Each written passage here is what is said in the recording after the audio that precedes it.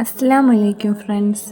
ഇന്നത്തെ വീഡിയോയിൽ ഞാൻ അള്ളാഹുവിൻ്റെ അടുത്ത് എങ്ങനെ നമുക്ക് നമ്മുടെ ഹൃദയത്തിൽ നിന്ന് നേരിട്ട് ദുആ ചെയ്യാമെന്നുള്ള കാര്യങ്ങളാണ് പറയുന്നത്.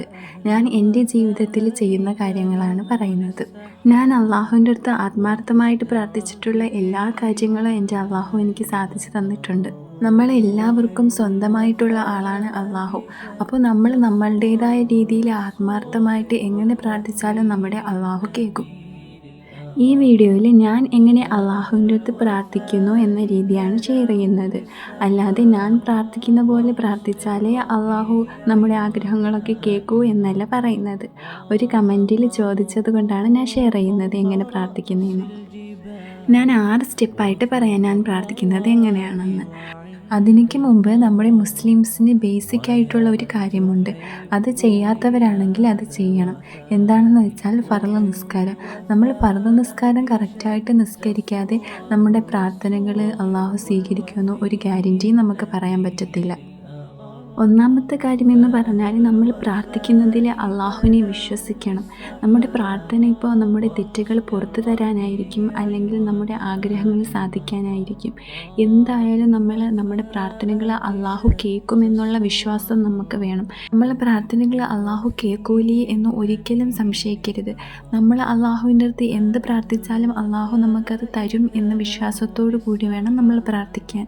സ്വഹീഹ് മുസ്ലിമിലെ ഹദീസ് 2754 നബി സല്ലല്ലാഹു അലൈഹി വസല്ലം പറയുന്നുണ്ട്, ഒരു ഉമ്മ തൻ്റെ കുട്ടിയെ സ്നേഹിക്കുന്നതിനെക്കാട്ടി കരുണയോടുകൂടിയാണ് അള്ളാഹു നമ്മളെ സ്നേഹിക്കുന്നതെന്ന്. അത്രയും കരുണയും സ്നേഹവുമുള്ള അള്ളാഹു നമ്മുടെ പ്രാർത്ഥനകൾ കേൾക്കാതിരിക്കുമോ എന്ന് ആലോചിച്ചാൽ മതി. So the first step we need to do is trust Allah with whatever the wishes are. രണ്ടാമത്തെ സ്റ്റെപ്പ് എന്ന് പറയുന്നത് നമ്മൾ അള്ളാഹുവിനെ സന്തോഷിപ്പിക്കുന്നതാണ്. അപ്പോൾ നമ്മൾ അള്ളാഹുവിനെ എങ്ങനെ സന്തോഷിപ്പിക്കും? സൂറ അദ്ദാരിയാത്തിലെ 56-ാമത്തെ ആയത്തിൽ അള്ളാഹു പറയുന്നുണ്ട്, ജിന്നുകളെയും മനുഷ്യനെയും അള്ളാഹു സൃഷ്ടിച്ചത് അള്ളാഹുവിന് ഇബാദത്ത് ചെയ്യാൻ വേണ്ടിയിട്ടാണ്. അപ്പോൾ അള്ളാഹുവിനെ നമ്മൾ സന്തോഷിപ്പിക്കേണ്ടത് ഇബാദത്തിലൂടെയാണ്. അപ്പോൾ നമുക്ക് എന്തെങ്കിലും വലിയ ആഗ്രഹങ്ങളൊക്കെ ഉണ്ടെങ്കിൽ നമുക്ക് അള്ളാഹുവിൻ്റെ അടുത്ത് പ്രാർത്ഥിക്കാം. അള്ളാഹുവേ, എൻ്റെ ആഗ്രഹങ്ങൾ നീ സാധിച്ചു തരണേ റബ്ബേ. ഞാൻ ഇത്രയും യാസീൻ ഓതാം, ഞാനൊരു ഹത്തം ഓതാം, ഞാൻ ഇത്രയും സുന്നത്ത് നോമ്പുകൾ പിടിക്കാം. ഇങ്ങനെയൊക്കെ പറഞ്ഞ് ഇബാദത്തിലൂടെ അള്ളാഹുവിനെ സന്തോഷിപ്പിച്ചുകൊണ്ട് നമുക്ക് നമ്മുടെ ആഗ്രഹങ്ങൾ സാധിക്കാൻ പറ്റും. So the second step is to please Allah with more ഇബാദ. മൂന്നാമത്തെ സ്റ്റെപ്പ് എന്ന് പറയുന്നത് നമ്മൾ അള്ളാഹുവിൻ്റെ അടുത്ത് തൗബ ചെയ്യലാണ്. നമ്മൾ ചെയ്തു പോയ തെറ്റുകൾക്ക് നമ്മൾ അള്ളാഹുവിൻ്റെ അടുത്ത് തൗബ ചെയ്യണം. ഇനി ഒരിക്കലും നമ്മൾ ചെയ്തു പോയ തെറ്റുകൾ ആവർത്തിക്കില്ല എന്ന കുറ്റബോധത്തോടു കൂടി അള്ളാഹുവിൻ്റെ അടുത്ത് തൗബ ചെയ്യണം. അള്ളാഹു നമ്മൾ സൃഷ്ടിച്ചത് ഇബാദത്ത് ചെയ്യാനാണ്. പക്ഷേ നമ്മൾ നമ്മുടെ സന്തോഷത്തിന് വേണ്ടി ഓരോ തെറ്റുകൾ ചെയ്തു കൂട്ടി. അപ്പോൾ നമ്മൾ ജനിച്ചത് മുതൽ ഇതുവരെ അറിഞ്ഞുകൊണ്ടും അറിയാതെയും ചെയ്തു പോയ തെറ്റുകൾക്ക് എല്ലാത്തിനും നമ്മൾ മാപ്പ് ചോദിക്കണം അള്ളാഹുവിൻ്റെ അടുത്ത്. നമ്മൾ ആലോചിക്കണം, നമുക്ക് ഇത്രയും ആരോഗ്യവും അനുഗ്രഹങ്ങളൊക്കെ തന്ന് അള്ളാഹു നമ്മളെ സൃഷ്ടിച്ചത് എന്തിനാണ്? അള്ളാഹുവിന് ഇബാദത്ത് ചെയ്യാൻ വേണ്ടിയാണ്. പക്ഷേ നമ്മൾ ഓരോ സമയങ്ങളും നമ്മുടെ സന്തോഷത്തിനും സൗകര്യത്തിനും വേണ്ടി പാഴാക്കി കളഞ്ഞു. ഇതൊക്കെ ഓർത്ത് നമ്മൾ മനസ്സിൽ നിന്ന് കുറ്റബോധത്തോടെ അള്ളാഹുവിൻ്റെ അടുത്ത് തൗബ ചെയ്യണം. So the third step is to ask forgiveness from Allah. നാലാമത്തെ സ്റ്റെപ്പ് എന്ന് പറയുന്നത് നമ്മൾ നന്ദി പറയലാണ് അള്ളാഹുവിന്. നമ്മുടെ അള്ളാഹു നമുക്ക് എത്രമാത്രം അനുഗ്രഹങ്ങൾ ഈ ലോകത്ത് ചെയ്തു തന്നിട്ടുണ്ട്. നമ്മൾ എത്ര തെറ്റുകൾ ചെയ്തു കൂട്ടി, എന്നിട്ടും അള്ളാഹു നമ്മൾ പ്രാർത്ഥിക്കുന്നതൊക്കെ കേട്ടിട്ടുണ്ട്. അതിനൊക്കെ നമ്മൾ അള്ളാഹുവിൻ്റെ അടുത്ത് നന്ദി പറയണം. നമുക്ക് കുഞ്ഞിലേ തൊട്ട് അള്ളാഹു ചെയ്തു തന്ന ഓരോ അനുഗ്രഹങ്ങളും നമ്മൾ മനസ്സിൽ ഓർക്കണം. ഓരോന്നും ഓർത്ത് നമ്മൾ സത്യസന്ധമായിട്ട് നമ്മുടെ ഹൃദയത്തിൽ നിന്ന് അള്ളാഹുവിൻ്റെ അടുത്ത് നന്ദി പറയണം. So the fourth step is to thank Allah for what He has blessed us with. അഞ്ചാമത്തെ കാര്യമെന്ന് പറയുന്നത് നമ്മൾ എപ്പോഴും പ്രാർത്ഥിച്ചു കൊണ്ടേയിരിക്കണം. നമ്മൾ നിസ്കാരത്തിൽ മാത്രമല്ല, നമ്മൾ വെറുതെ ഇരിക്കുമ്പോൾ, ഒറ്റയ്ക്കിരിക്കുമ്പോൾ അള്ളാഹുവിൻ്റെ അടുത്ത് നമ്മൾ സംസാരിക്കണം. അള്ളാഹുവേ, എൻ്റെ ആഗ്രഹം നീ സാധിച്ചു തരണേ.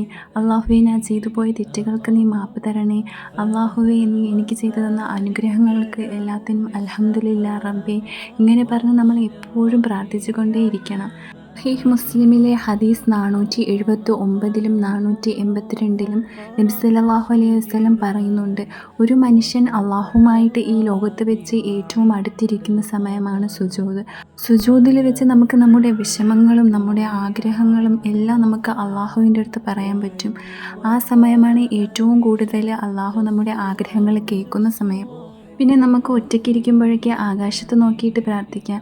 നമുക്ക് അള്ളാഹുവിൻ്റെ പ്രസൻസ് എവിടെയൊക്കെ ഫീൽ ചെയ്യുന്നു അവിടെയൊക്കെ നമ്മൾ പ്രാർത്ഥിക്കണം. നമ്മൾ അള്ളാഹുവിൻ്റെ അടുത്ത് പ്രാർത്ഥിക്കുന്ന എല്ലാ സമയവും അള്ളാഹു നമ്മുടെ പ്രാർത്ഥനകൾ കേൾക്കുന്നുണ്ട്. അതൊക്കെ നമ്മൾ മനസ്സിൽ ആലോചിക്കണം. അള്ളാഹു നമ്മളെ പ്രാർത്ഥന കേട്ടുകൊണ്ടിരിക്കുകയാണ് എന്ന് ആലോചിച്ചിട്ട് വേണം നമ്മൾ ഓരോന്നൊക്കെ പ്രാർത്ഥിക്കാൻ. എന്നിട്ട് നമ്മൾ അള്ളാഹുവിൻ്റെ അടുത്ത് തന്നെ പറയണം, അള്ളാഹുവേ, എന്നെക്കാട്ടി പ്രാർത്ഥിക്കുന്ന ഒരുപാട് പേരുണ്ട് റബ്ബേ, അതിൻ്റെ കൂട്ടത്തിൽ എന്നെ നീ മറക്കല്ലേ അള്ളാഹുവേ എന്നൊക്കെ പറഞ്ഞിട്ട് വേണം നമ്മൾ പ്രാർത്ഥിക്കാൻ. So the fifth step is to pray every time that you are able. 6ാമത്തെ കാര്യം എന്ന് പറയുന്നത് ക്ഷമയാണ്. ചിലപ്പോൾ നമ്മൾ പ്രാർത്ഥിക്കുന്ന പ്രാർത്ഥനകൾക്ക് കുറച്ച് താമസം വരുമായിരിക്കും. പക്ഷേ അതിലൊന്നും നമ്മൾ അള്ളാഹുവിൻ്റെ അടുത്ത് പിണക്കം കാണിക്കരുത്. അള്ളാഹുവേ, ഞാൻ ഇത്ര പ്രാർത്ഥിച്ചിട്ടും നീ കേൾക്കുന്നില്ലല്ലോ റബ്ബേ എന്ന് ഒരിക്കലും പറയരുത്. അള്ളാഹു നമ്മളെ ചിലപ്പോൾ പരീക്ഷിക്കാൻ വേണ്ടി കുറച്ച് താമസിച്ചിട്ടൊക്കെ നമ്മുടെ ആഗ്രഹങ്ങളൊക്കെ സാധിച്ച് തരത്തുള്ളൂ. അപ്പോഴൊന്നും നമ്മൾ ഒരിക്കലും അള്ളാഹുവിലുള്ള വിശ്വാസം കളയരുത്. അള്ളാഹു നമ്മുടെ ആഗ്രഹങ്ങൾ സാധിച്ച് തരൂല എന്നും ഒരിക്കലും വിചാരിക്കരുത്. കാരണം അള്ളാഹു ഇതൊക്കെ നമ്മളെ ടെസ്റ്റ് ചെയ്യുന്നതാണ്.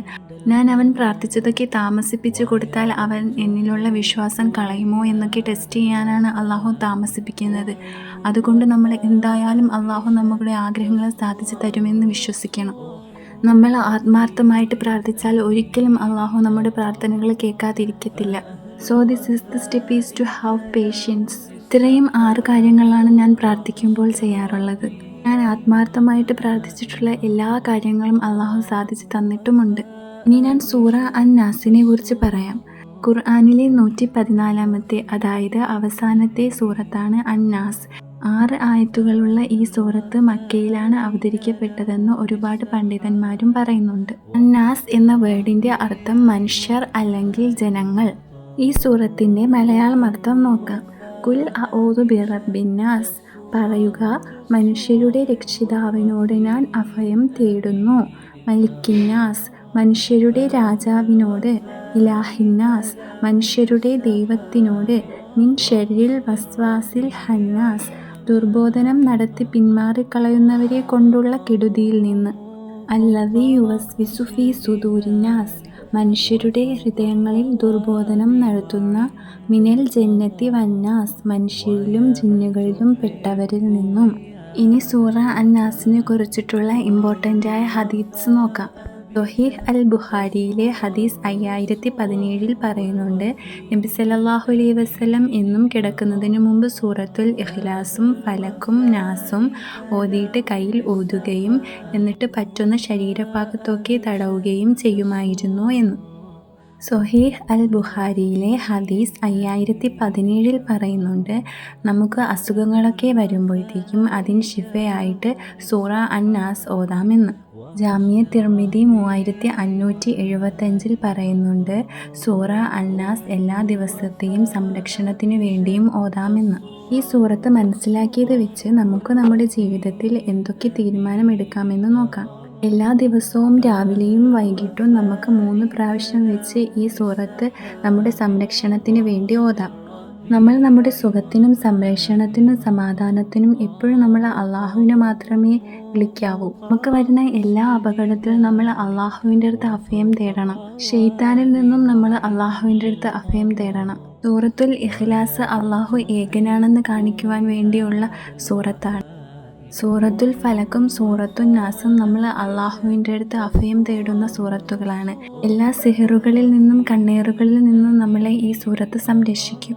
ഇത്രയേ ഉള്ളൂ ഇന്നത്തെ video. Thank you for watching.